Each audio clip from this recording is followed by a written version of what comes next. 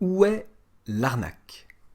Rappelons brièvement le concept de cette série de vidéos. Il s'agit pour moi de résoudre cet exercice, en l'occurrence ici cette inéquation, en vous arnaquant à au moins un moment de ma correction, et à vous de voir à quel moment je vous aurai arnaqué. Petite consigne de sécurité, si vous voulez profiter pleinement de l'arnaque, et ne pas vous faire spoiler, même consigne que celle donnée à un ami en pleine randonnée en haute montagne, ami dont nous nous sommes rendus compte à mi-chemin qu'il avait le vertige, ne regarde pas en bas, tout simplement.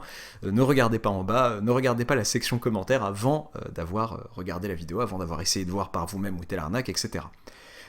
Et bien sûr, après, libre à vous d'aller voir cette section commentaires et même de l'enrichir par vos propres commentaires. Et petite demande à celles et ceux qui écrivent des commentaires, demande qui est plutôt bien suivie jusque-là, donc je vous en remercie. Merci lorsque vous écrivez un commentaire qui a trait à la résolution, ou qui donne une indication, ou qui dit carrément la réponse, merci de bien vouloir précéder votre commentaire d'une petite mention attention spoiler alert, pour ne pas gâcher le plaisir des autres. C'est parti. Résoudre dans R l'inéquation suivante. Racine de x carré moins 4x plus 1 inférieur ou égal à x moins 3. Bon, là, normalement, les sens sont en état d'alerte. C'est vraiment le genre d'inéquation propice aux arnaques, voulu ou non, donc voilà. On va voir. Ok. Bon, je sais que les projecteurs sont braqués sur moi, guettant mes moindres faits et gestes, mon moindre faux pas. Je vais commencer par, évidemment, m'intéresser au signe de x carré moins 4x plus 1, cette inéquation n'ayant de sens que si ce qu'il y a sous la racine est positif ou nul. Ok, on va voir ce que ça va me donner. Bon, je vois une expression du second degré. La fonction qui a x associe x carré moins 4x plus 1 est une fonction polynomiale du second degré. Je calcule son discriminant, delta. Delta, c'est b au carré moins 4ac, donc ici c'est moins 4 au carré moins 4 fois le a qui est 1 fois le c qui est 1. Ça me fait donc du 16 moins 4, ce qui fait 12, strictement positif. Il y a donc deux racines, le polynôme du second degré x carré moins 4x plus 1 a deux racines qui sont x1 égale donc moins b, donc ici 4, moins racine de delta, moins racine de 12 sur 2a, donc sur 2, parce que a c'est 1 ici. Ça fait donc 4 moins... racine de 12, qu'est-ce que c'est? Racine de 12, c'est racine de 4 fois racine de 3. Donc c'est aussi 2 fois racine de 3. Le tout divisé par 2, ça fait donc 2 moins racine de 3. Et x2, la deuxième racine, c'est 2 plus racine de 3. Ok, moi ce qui m'intéresse, c'est pas juste les racines, c'est le signe de x carré moins 4x plus 1 en fonction des valeurs de x. Ok, bon, ça n'aurait pas posé de problème. Pardon, voilà, c'est parti pour pas être droit. X carré moins 4x plus 1, moins l'infini, 2 moins racine de 3, 2 plus racine de 3, plus l'infini. Ok. Tac. Je sais pas pourquoi j'ai mis un truc aussi large. Donc 2 moins racine de 3, annulation de moins racine de 3 et 2 plus racine de 3, du signe, le polynôme du second degré est du signe de a à l'extérieur des racines, donc le a ici c'est 1, c'est ce qu'il y a devant x carré, et du signe opposé à celui de a à l'intérieur des racines, entre les deux racines, je veux dire. Ok. On va parler de D, ensemble sur lequel l'inéquation a du sens. Moins l'infini, 2 moins racine de 3, union, 2 plus racine de 3, plus l'infini. Ok. On résout cette inéquation sur cet ensemble.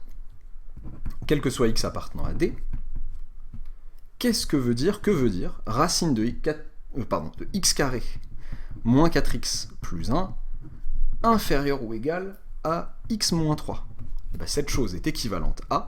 Attention, je ne suis pas en train de dire que pour tout x appartenant à D, cette chose est vraie. Je suis en train de dire pour tout x appartenant à D, cette affirmation est équivalente à telle affirmation qui est équivalente à... On va essayer de trouver ce que ça veut dire pour x en termes d'appartenance. Donc qu'est-ce que je vais faire du coup? Là j'ai bien tout vérifié, ce qu'il fallait, etc. Je vais pouvoir appliquer sereinement ma fonction carré, strictement croissante sur R+. Donc x carré moins 4x plus 1, ce que ça me donne à gauche c'est ça, ce que ça me donne à droite c'est x moins 3 au carré, par stricte croissance de la fonction carré sur R+. Je veux bien détailler un peu. Hein. Ce nombre, c'est une racine, c'est un nombre positif. Et ce nombre à droite est plus grand qu'une racine. Donc il est positif aussi. Donc voilà, je l'ai au carré, pas de problème. Ce qui équivaut à dire que donc x carré moins 4x plus 1 est inférieur ou égal, donc je développe, à x carré moins 6x plus 9. Je soustrais x carré des deux côtés, ils partent. Au revoir, tac, tac, moins 6x, donc de l'autre côté ça fait plus 6x, donc ça fait 2x inférieur ou égal à 9 moins 1, donc inférieur ou égal à 8, ce qui équivaut à dire que x est inférieur ou égal à 4. Ok. Bon bah, quel est l'ensemble des solutions de cette inéquation du coup? Bah, je vais dire que c'est moins l'infini 4. Non, je rigole, l'arnaque n'est pas là. Non, c'est pas moins l'infini 4, il faut faire attention, moins l'infini 4 inter d. C'est l'ensemble des x qui sont à la fois inférieurs ou égaux à 4, et à la fois, inférieurs ou égaux à 4, et dans d aussi, on parle français. Alors, donc, l'ensemble des solutions que je vais noter S ici, c'est, eh bien, d inter moins l'infini 4. D, qu'est-ce que c'est? C'est moins l'infini, 2 moins racine de 3, union 2 plus racine de 3 plus infini. Et il faut faire l'intersection entre cet ensemble et moins l'infini 4. Bah, ça serait bien de savoir placer 4 ici, quoi. Bah 4, c'est bien supérieur à 2 moins racine de 3, c'est évident. La question, c'est est-ce que 4 est supérieur ou inférieur à 2 plus racine de 3? Bon bah 4, c'est 2 plus 2. Okay, c'est 2 plus racine de 2. C'est inférieur, du coup. Qu'est-ce que je raconte? Voilà, j'ai failli faire une bêtise, et pas exprès. 2 plus racine de 4, je veux dire. C'est donc inférieur, c'est supérieur, excusez-moi, à 2 plus racine de 3, par stricte croissance de la fonction racine sur R+. Donc 4, il est quelque part là. Ok. Donc être à la fois dans moins l'infini 4 et dans D, et ben c'est tout simplement être là, union, là. Donc, je vais avoir moins l'infini 2 moins racine de 3. Donc je ferme mes intervalles parce que l'inégalité est large. Celle-ci, x inférieur ou égal à 4, bon, qui n'est pas encore, et celle-là aussi, l'appartenance à D. Union, pardon.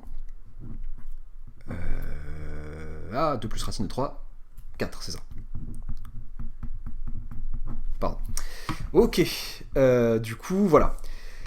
Intéressant, donc voilà mon ensemble de solutions. Voilà, je suis content. Je fais une petite vérification de routine peut-être. Ouais, je prends qui? Bon, je sais pas, je prends. Ouais, 4, il est plutôt sympa, il est. Voilà, parce que 2 plus racine de 3, 2 moins racine de 3, c'est un peu des galères.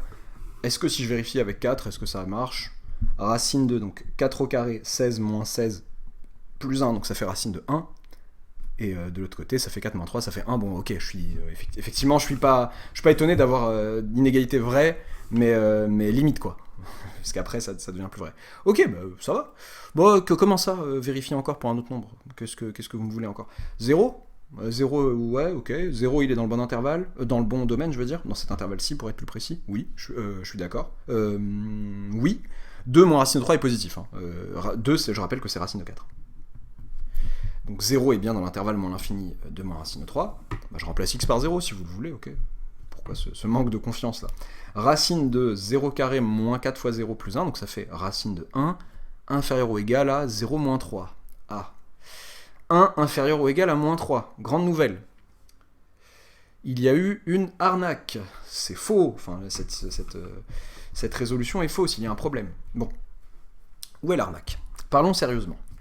Ok, avant de résoudre l'inéquation à proprement parler, on s'est intéressé, sans le dire, à ce qu'on appelle, pour être rigoureux, son domaine de validité. Certains appellent ça, je vois ça à plusieurs endroits, domaine de définition. J'ai déjà entendu certains professeurs parler de domaine de définition aussi. J'ai conscience que ça peut prêter à confusion avec le domaine de définition d'une fonction, donc peut-être que domaine de validité est plus approprié. Ce que je comprends par domaine de validité, c'est le domaine sur lequel l'inéquation a un sens. Pas forcément sur lequel elle est vraie, l'ensemble des x pour lequel elle est vraie, ça c'est l'ensemble des solutions. C'est l'ensemble des réels pour lesquels elle a un sens. Ça n'a pas de sens de se demander si oui ou non racine de moins 5 est inférieure ou égale à 7. Ça n'a pas de sens parce que racine de moins 5 n'existe pas. Donc pour moi, le domaine de validité de cette inéquation, c'est l'ensemble des réels tels que ceux-ci soient positifs. Ça c'est juste le domaine de validité. Donc on s'est intéressé à ça, tant mieux.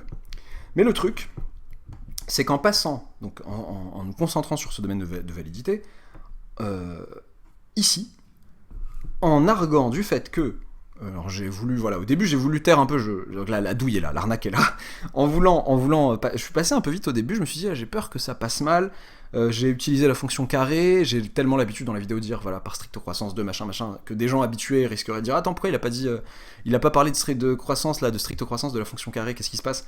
J'en ai parlé, du coup, j'ai dû dire sur R+, donc le risque c'était que vous vous posiez vraiment la question, mais est-ce qu'il est vraiment toujours sur R+, lui, x-3? Et là, j'en suis sorti avec une pirouette, qui j'espère aura marché sur certains, donc ici, et qu'elle ne marchera plus dans d'autres contextes, dans des contextes plus importants et plus graves, qui est de dire, oh regardez, x-3 est supérieur ou égal à une racine, donc positive, ça veut bien dire que x-3 est positif. Donc cette chose, avec ça, x-3 est positif, et je peux aller ici. Oui, si vous avez ça, si ça est vrai, alors ça est vrai. Mais l'équivalence, elle est fausse, parce que ça n'implique pas nécessairement ça. D'accord, oui, je peux passer à la racine ici, parce que ce truc est positif. x-3 au carré est positif aussi. Bah oui, c'est un carré. Mais la racine de x-3 au carré, attention. Racine de x-3 au carré, racine d'un nombre au carré, ça a toujours du sens, c'est sa valeur absolue. Ce n'est pas nécessairement x-3. C'est x-3 si x-3 est positif, et 3 moins x si x-3 est négatif. Donc j'ai un problème. J'ai un sérieux problème. Ok. Donc c'est là où je vous ai arnaqué. Et ensuite, voilà, ça s'est déroulé comme ça. Comment est-ce qu'on aurait pu faire proprement les choses? On aurait pu dire, par exemple, que, quel que soit x appartenant à D, si, donc une petite disjonction de cas, on peut faire comme ça, si x moins 3, donc si x est... si x est inférieur à 3, strict. Donc comme ça, x moins 3 est négatif. Si x est inférieur à 3, eh bien, l'inéquation, ou alors je vais la réécrire, racine de x carré moins 4x plus 1, punaise, racine de x carré moins 4x plus 1, alors non, je sais pas pourquoi je parle d'inéquation d'ailleurs, racine de x carré moins 4x plus 1 positif et x moins 3 négatif, donc x n'est pas solution, donc de l'inéquation. Je réécris pas de l'inéquation. Ok. Si x supérieur ou égal à 3, et ben l'inéquation, qu'est-ce qu'elle me donne? À quoi elle est équivalente? Inférieur ou égal à x moins 3, ça c'est équivalent à, ce que j'ai dit tout à l'heure, cette fois-ci, par stricte croissance de la fonction carré sur R+, en nous permettant de passer des deux côtés de l'équivalence, comme ça, dans les deux sens, passer de là à là et de là à là. Ok, et ensuite je peux dérouler, etc., etc. Ok, et donc à la fin, qu'est-ce que ça change pour les solutions? C'est que du coup, l'ensemble des solutions, c'est D, le domaine de validité, inter. Donc on a dit, on aurait obtenu pareil, on aurait obtenu x inférieur ou égal à 4, donc inter moins l'infini 4. Inter, donc il faut que x supérieur ou égal à 3, donc inter 3 plus l'infini. C'est donc D inter, donc l'intersection entre ces deux intervalles, c'est 3, 4, tout simplement. Être à la fois supérieur ou égal à 3 et inférieur ou égal à 4, donc c'est être dans 3, 4 compris. D inter 3, 4, et D inter 3, 4, bon. Voilà la même question qui se pose, la même question pour savoir où est 3.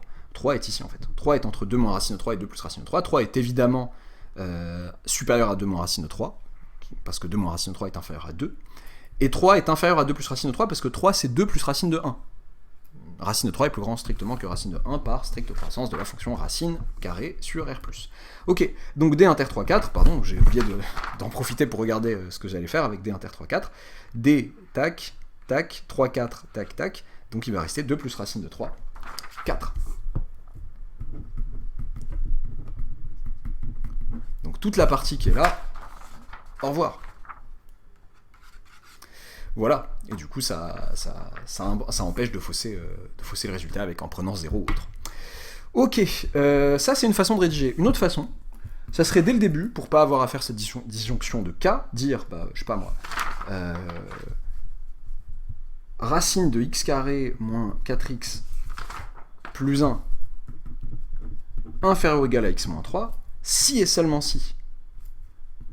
Donc, toutes les conditions, Donc j'aime pas, ça me choque quand même. Enfin, je sais qu'on pourrait écrire quel que soit x appartenant à R. Ceci est vrai si et seulement si la chose à l'intérieur est positive. X moins 3 est positif et l'élévation au carré. Je préfère écrire quel que soit x appartenant à D pour rester dans le domaine de validité.